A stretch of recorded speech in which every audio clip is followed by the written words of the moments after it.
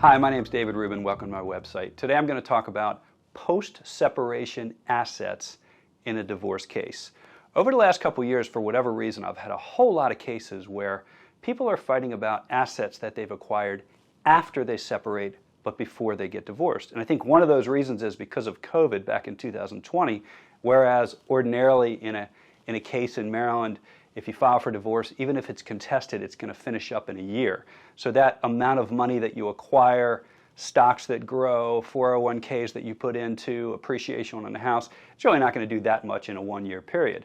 Because of COVID, courts were closed for a while, courts were backlogged for a while. We're coming to trial on cases from 2020 now in 2023. So what if you've acquired a whole bunch of assets since that time? Is that marital property? Is the other party going to get part of that marital property? From the person who's earned that money's perspective, why should that person, we've been separated since 2020, it's now 2023, why should that person get half of what I've acquired in that period of time? From the other person's perspective, well, because you earned that money because of what we did and what we had when we were married, and those assets are technically mine. The law, I think I've said this in some other videos too, is that upon divorce, marital property, which is all money acquired during the marriage, which means anything acquired post-separation is marital property, that property will be divided equitably by a court. What does equitably mean? Equitably means fairly. It doesn't mean equally. Half the people that come into my office say, well, he gets half of what I've acquired during the marriage, right? Because that's the law. No, that's not the law. It's equitable distribution. It's not equal distribution. Is it often equitable to divide it equally? Yes, it is. In many situations it is if both people contributed.